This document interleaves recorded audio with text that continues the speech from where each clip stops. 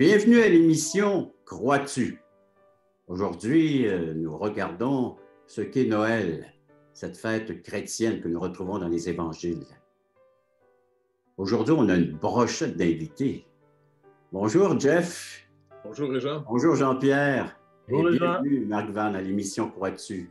Bonjour Réjean. Aujourd'hui, nous allons répondre à cette question, la nativité, la naissance ou Noël. Jeff, alors veux-tu nous démarrer cette discussion aujourd'hui sur cette bonne nouvelle, la naissance d'un sauveur? Oui. D'abord, il faut se remettre en contexte parce que c'est une naissance anormale. Et puis, si on n'a pas les Écritures, on interprète Jésus comme né finalement d'une relation qui n'était pas, disons, trop conforme à l'époque. Parce que la prophétie annonçait que le Messie qui était pour venir, c'est pour ça qu'on fête Noël, le Messie qui devait venir par la chair d'Israël, était pour naître d'une femme sans l'intervention d'un homme. C'est comme finalement Dieu va montrer qu'il va venir lui-même dans sa création en se créant en être humain et il va finalement faire le même processus que tous les humains ont vécu. Et c'est pour ça que dans les évangiles, vous allez remarquer que Jésus, souvent, on va se moquer de lui. Les pharisiens, quand ils vont parler avec lui, ils vont dire « Nous, on connaît notre Père ». C'est une manière de dire « Toi, tu es un bâtard ». Et à l'époque, c'était très lourd à porter. Même dans son village, quand on parle de lui, on dit « Attends, on le connaît ». On connaît ses frères et ses sœurs. C'est pas le fils de Marie. Ils n'ont pas dit le fils de Joseph. Même si Joseph était mort, en Israël, on portait souvent le nom de notre père. Même les Anglais font ça comme tradition. Tu sais, Robert, son, John, son. Et bien, en Israël, c'était Ben, un tel, Ben, un autre. Et Jésus est appelé le fils de Marie. Donc, c'est une chose importante pour nous de se rappeler que, conformément à la prophétie, Marie était vraiment vierge. Et finalement, elle a eu cet enfant. Et en plus, elle l'a eu dans le village où il devait naître selon la prophétie. Eux, ils demeuraient dans le nord d'Israël, dans un petit village de rien. Et puis, c'est un couple, finalement, qui venait de la lignée royale, mais complètement ignoré. C'est devenu des paysans. Joseph, qui était fiancé à Marie, c'est un gars de la construction. Il bâtissait des maisons, c'est un charpentier. Et puis, ils vont descendre parce qu'un gars, finalement, un gros empereur qui s'appelle M. Auguste, César, il décide de faire le recensement de son empire. Lui, c'est sûrement pour ses impôts, voir comment quelle cash qui va rentrer. Et pendant ce temps-là, il ne se rend pas compte que Dieu, finalement, est souverain sur toute chose.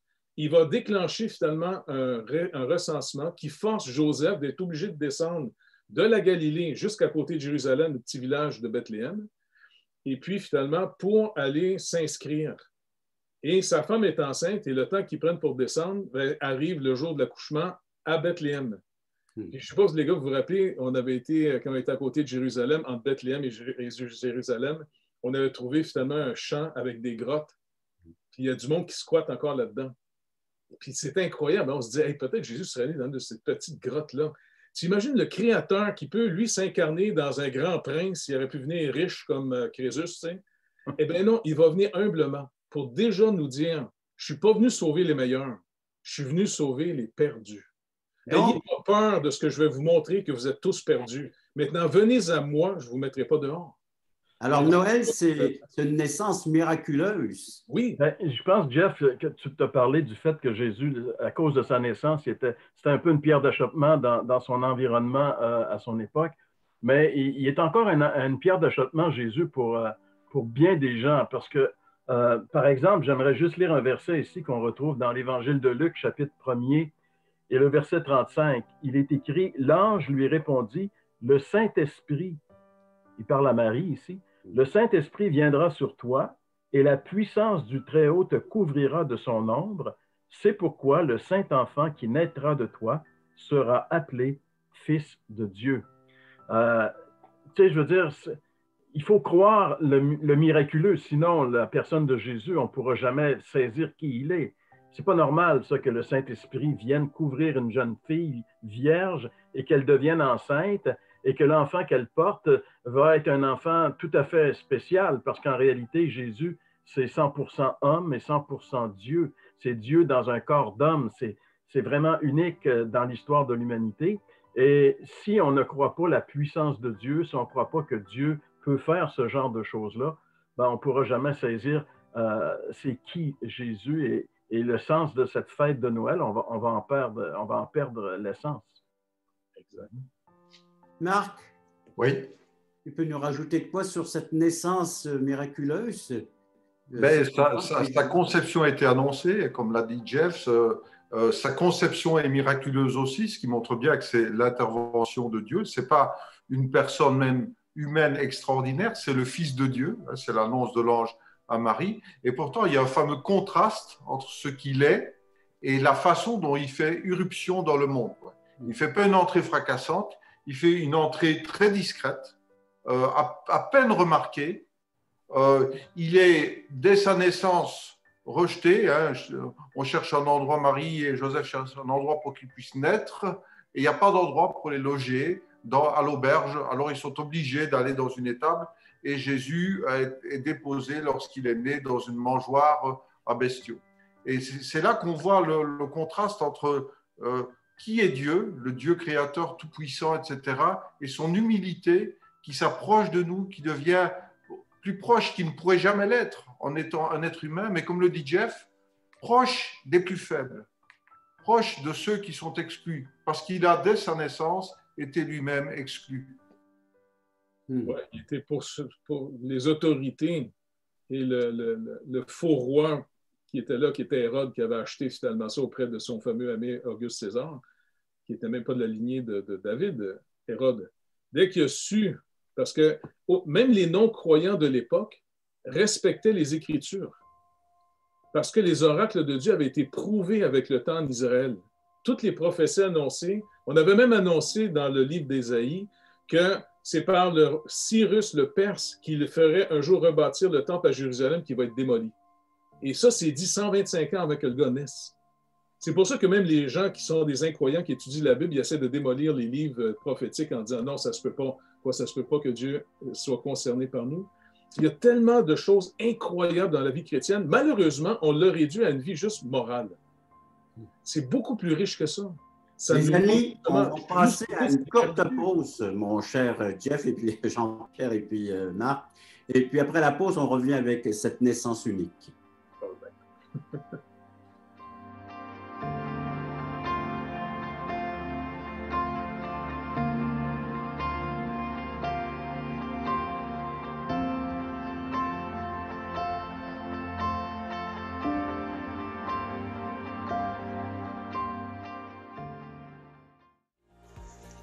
Le ministère Croix-Dessus est très heureux et enthousiaste de vous inviter sur Zoom en direct tous les samedis 9h30 Canada, 15h30 Europe.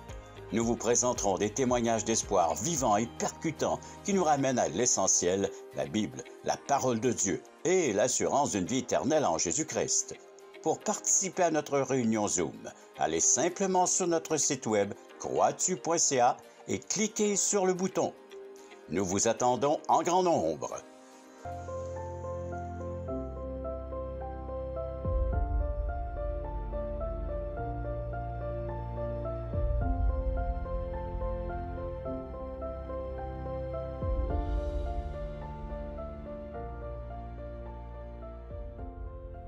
Alors, juste avant la pause, Jeff, tu nous parlais que c'était une prophétie qui avait été annoncée longtemps d'avance, entre autres le prophète Ésaïe. Mais Marc, j'aimerais que tu nous précises comment cette annonce a été faite envers les humains.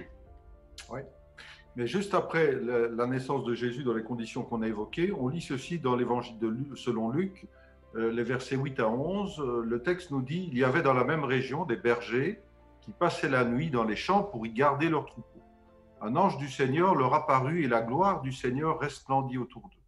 Ils furent saisis d'une grande frayeur. L'ange leur dit « N'ayez pas peur, car je vous annonce une bonne nouvelle qui sera une source de grande joie pour tout le peuple.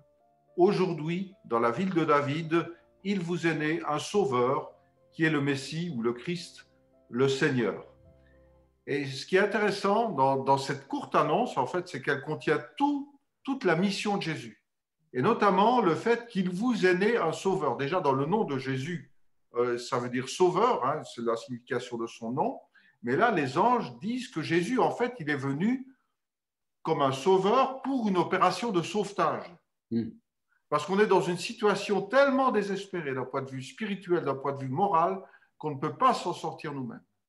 et qu'il fallait que Dieu prenne les choses en main. Et ça me fait penser à un événement de cette semaine. Je ne sais pas si vous avez suivi l'actualité avec le Vendée Globe, cette course à la voile autour du monde. Il y a 3 jours, il y a un des concurrents, son bateau a fait une grosse avarie, s'est plié en deux. Il a juste eu le temps de sauter dans son radeau de survie et de prendre sa combinaison et d'actionner sa balise de détresse. Il est resté là des heures, jusqu'à ce qu'un autre concurrent se déroute, arrive à le retrouver et vienne le sauver. Sans ça, il était perdu. Il était là tout seul dans son radeau de survie sur une mer agitée et c'était très difficile, surtout la nuit. Eh bien, c'est un peu la situation de l'être humain. On est dans la nuit, et les bergers étaient dans la nuit là, quand la lumière du Christ a illuminé le monde. On est sur une mer agitée et on est dans un radeau de survie parce que ce qui nous attend en fait, c'est la mort éternelle. On est destiné à ça, quoi, sans l'intervention de Dieu par Jésus-Christ. Alors, Jean-Pierre, comment on devrait souligner, célébrer cette fête de Noël? Bien, c'est sûr que cette année, Régent, c'est un peu différent de toutes les autres années, hein, parce qu'on est en confinement, donc on ne peut pas recevoir la famille chez nous et faire comme les gens faisaient, surtout les Québécois, des gros parties. Bon, alors, cette année, c'est dans l'intimité que Noël va se passer. Et moi, je me disais, tu sais, pourquoi ne pas en profiter, vu qu'on est dans l'intimité, pour justement prendre le temps d'essayer de saisir qui est vraiment celui de qui c'est la fête. Noël veut dire nativité, on l'a dit tantôt, donc c'est la fête de quelqu'un. Et souvent, je me rappelle, Régent, d'une histoire que j'avais lue il y a plusieurs années. C'est une dame qui avait mis au monde un petit garçon, puis il avait 1 an, puis elle voulait fêter son anniversaire, son premier anniversaire de naissance. Donc, elle invite toutes ses amies, elles s'en vont au restaurant, puis c'est la fête. Et puis, il y en a une qui dit, il est où le bébé? Tu sais, elle n'avait pas amené le bébé. Ben, elle dit, je ne l'ai pas amené parce que je ne voulais pas qu'il se mette à pleurer puis qu'il nous dérange. Donc, il fêtait le bébé, mais le bébé n'était pas là. Et je pense que Noël, dans nos traditions, Noël, c'est un peu ça. On fête quelqu'un qui n'est pas là, qui est absent de nos vies, qui est absent de nos familles, mais on fête quand même, on fête quoi? Je pense que si on veut être logique, pertinent, on devrait s'arrêter pour essayer de comprendre le vrai sens de la fête de Noël. Et je pense que cette année, on est dans une situation qui est encore plus propice pour ça, étant donné qu'on est un petit peu dans l'intimité, un petit peu seul. Pourquoi ne pas prendre quelques minutes, trouver un petit temps tranquille pour ouvrir la Bible, ouvrir le Nouveau Testament dans les évangiles. Et si vous n'avez pas de Bible à la maison, ben, je pense que vous pouvez nous écrire ici à l'émission Crois-tu? On va se faire un plaisir de vous aider à ce niveau-là. Donc, c'est important, je pense, Régent, de fêter Noël d'une manière différente. L'année 2020 a été différente pour tout le monde.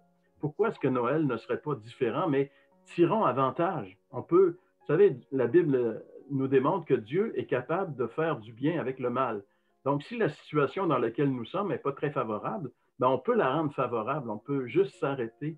Et si quelqu'un parmi nous est en état de détresse, parce qu'on nous parle que la COVID a fait beaucoup de morts directement reliées à la maladie respiratoire, etc., mais on nous dit qu'une grande moisson de personnes s'en viennent, de malades psychologiques.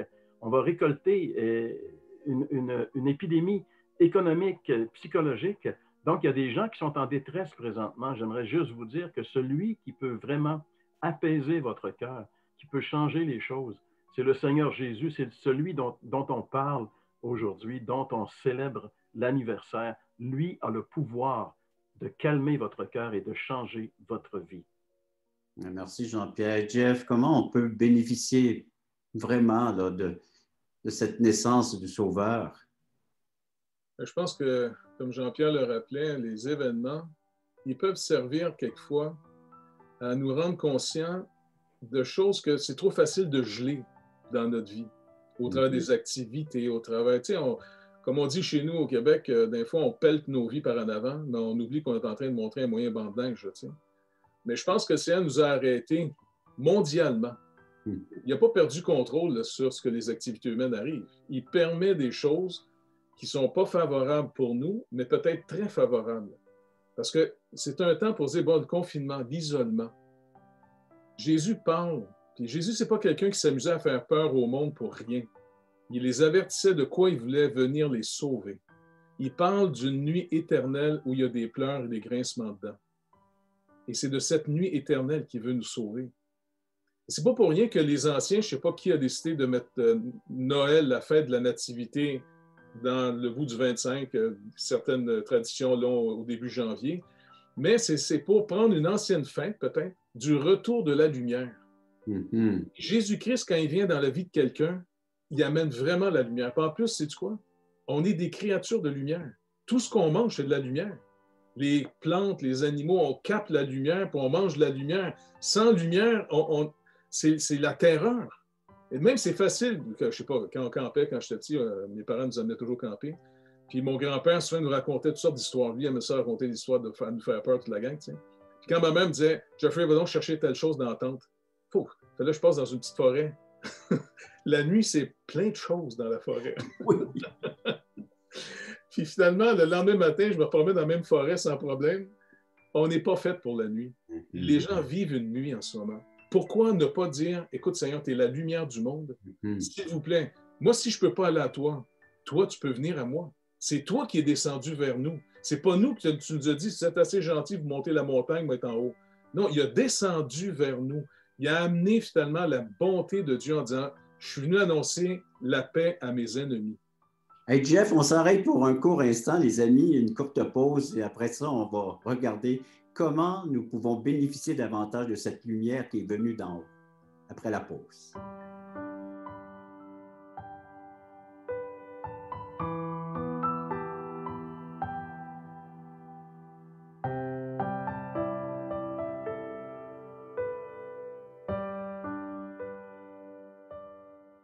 Vous savez, les amis, notre contenu d'émission, ce sont des visio-témoignages. Vous avez tous participé, chacun votre tour. Vous avez raconté votre témoignage de conversion. Nous vous connaissons un peu mieux. Et la naissance de Jésus aussi. Il y a eu des témoignages lorsque Jésus a été présenté au temple. Jean-Pierre, tu peux nous parler de quelques témoignages de cette naissance bien particulière? Oui, merci Régent. J'aimerais parler de cet homme bien spécial qui s'appelle Siméon, dont on peut lire un petit peu l'histoire dans le chapitre 2 de l'Évangile de Luc. J'aimerais lire quelques versets à partir du verset 25. « Et voici, il y avait à Jérusalem un homme appelé Siméon. Cet homme était juste et pieux. Il attendait la consolation d'Israël et l'Esprit Saint était sur lui. Il avait été divinement averti par le Saint-Esprit qu'il ne mourrait point avant d'avoir vu le Christ du Seigneur. Il vint au temple poussé par l'Esprit, et comme les parents apportaient le petit enfant Jésus pour accomplir à son égard ce qu'ordonnait la loi, il le reçut dans ses bras, bénit Dieu, et il dit, « Maintenant, Seigneur, tu laisses aller ton serviteur s'en aller en paix, selon ta parole, car mes yeux ont vu ton salut. » Tu laisses aller ton serviteur en paix, car mes yeux ont vu ton salut. Il a pu avoir vraiment une bénédiction incroyable, Siméon. On voit que sa vie était vraiment bénie dans le Saint-Esprit. Le Saint-Esprit reposait sur lui, le Saint-Esprit lui parlait. Poussé par le Saint-Esprit, il est venu au temple. Et là, il a pu prendre dans ses bras ce petit bébé qui était là. Et c'est le Saint-Esprit qui l'a averti que c'était le Messie, le Sauveur. Et ce qui est intéressant, c'est d'entendre ce qu'il dit. Il dit, « Tu laisses ton serviteur s'en aller en paix selon ta parole, car mes yeux ont vu ton salut. » Je pense qu'on ne peut pas partir en paix de cette terre tant et aussi longtemps que nos yeux n'ont pas vu le salut de Dieu, tant et aussi longtemps qu'on n'est pas entré en contact avec celui qui est le salut, le Sauveur, le Seigneur Jésus-Christ, qui vit encore aujourd'hui. Oui, on a essayé de le tuer, mais 3 jours plus tard, il est revenu à la vie. Il est vivant. Il est entré dans ma vie il y a plusieurs années et il peut entrer dans votre vie également. Il était dans la vie de Siméon. Siméon l'a pris dans ses bras et dès qu'il l'a pris, il a dit, « Je peux partir en paix maintenant. J'ai vu le salut de Dieu. » Mes amis, Noël, c'est le salut de Dieu qui vient nous visiter. Et saisissons-le pendant qu'il est temps, parce qu'on pourra jamais, on va partir de cette terre, on va quitter la terre, c'est certain. Mais la quitter en paix, c'est une autre chose. Et on ne peut pas partir en paix tant et aussi longtemps que Jésus n'est pas notre Sauveur et notre Seigneur. Marc Vann, que pouvons-nous rajouter à ce salut que Dieu offre à l'humanité? Et oui, donc, mais ce qui est important de comprendre, c'est que si on doit être sauvé, il faut savoir de quoi. Et là, là aussi, l'annonce de l'ange à Joseph le précise. Hein, tu lui donneras le nom de Jésus, dit l'ange à Joseph, c'est lui qui sauvera le peuple de ses péchés. Donc, je sais bien qu'en employant le mot péché, aujourd'hui, je vais un peu aborder un sujet qui fâche. On n'aime pas trop entendre parler de ça aujourd'hui, mais le péché, ça recouvre une réalité. Ça recouvre une réalité dans nos vies. Ça recouvre une réalité dans le monde dans lequel nous vivons aussi.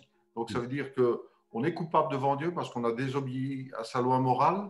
On a raté le but qu'il nous avait donné pour notre vie, qui est d'aimer Dieu et d'aimer notre prochain.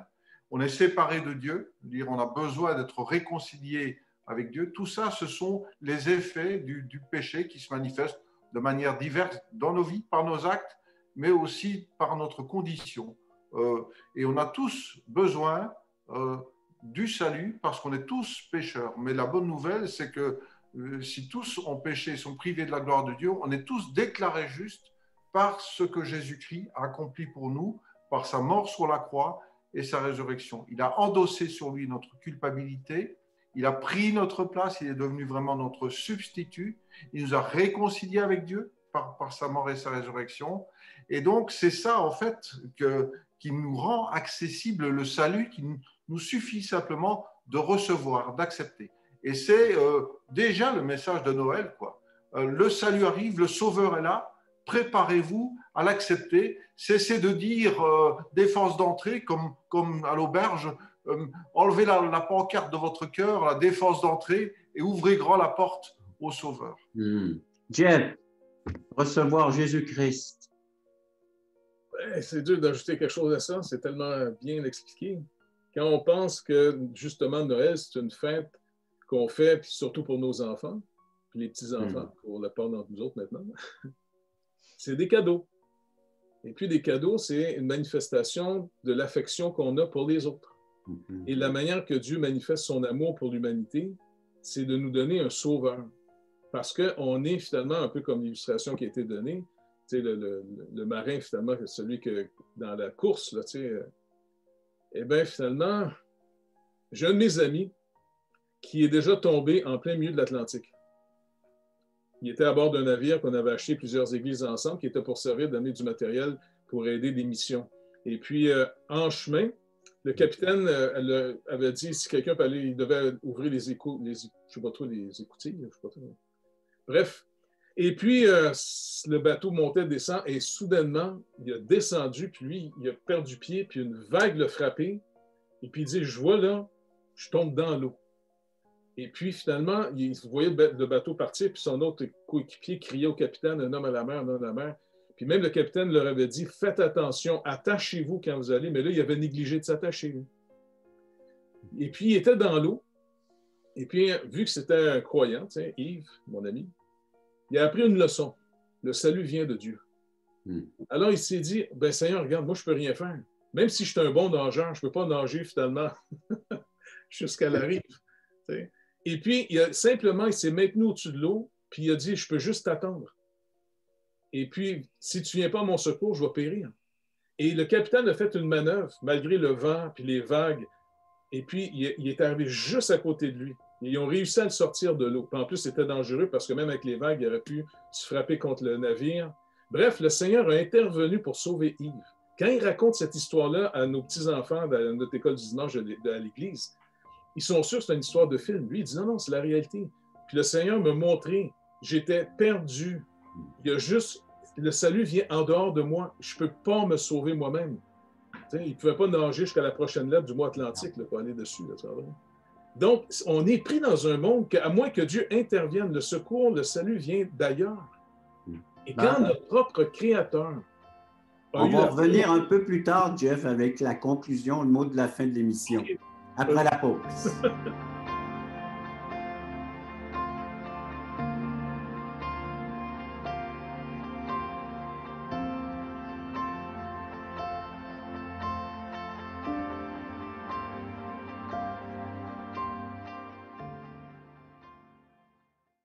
Les amis, juste avant la pause, vous nous avez précisé que seul Jésus peut nous sauver. Entre autres, toi, Jeff, tu nous as précisé avec ton histoire que le seul sauveur, c'est Jésus. Oui, parce que comment on peut sortir vivant de cette vie? Honnêtement, il faut que la vie elle-même vienne nous sauver. En dehors de ça, on est totalement perdu. Donc, Dieu nous a vraiment manifesté un amour absolument incroyable. Il n'a pas aimé parce qu'on était si aimable. Il a vraiment eu compassion de nous et il s'est incarné, il est devenu ce que nous sommes. Il a vécu exactement ce qu'il attendait de nous, qu'on est incapable de vivre maintenant. Il a payé en plus notre dette à la croix. Il est ressuscité le 3e jour pour dire à ses disciples, regardez, la dette est payée. Maintenant, allez l'annoncer au monde entier. Quiconque veut vienne. Je ne mettrai pas dehors celui qui vient à moi. Donc, il n'est pas venu sauver les religieux qui sont capables de monter en haut de la montagne. Il est venu sauver tous ceux qui sont perdus. Écoute, le salut est aussi proche de nous autres. Paul nous dit que la parole dans notre bouche. Invoquons le Seigneur et puis il va venir nous sauver. C'est le plus beau cadeau de Noël qu'on ne peut pas avoir. Jeff, merci beaucoup. Merci Jean-Pierre. Merci Marc de vos interventions dans le cadre de l'émission. Je m'adresse à vous tous qui êtes en train d'écouter l'émission présentement. Vous avez remarqué que Noël, c'est une naissance bien particulière, celle de Jésus, le Fils de Dieu, celui qui a le pouvoir de donner la vie, celui qui a le pouvoir de pardonner nos péchés, celui qui a le pouvoir de nous réconcilier avec un Dieu saint, un Dieu pur, un Dieu juste.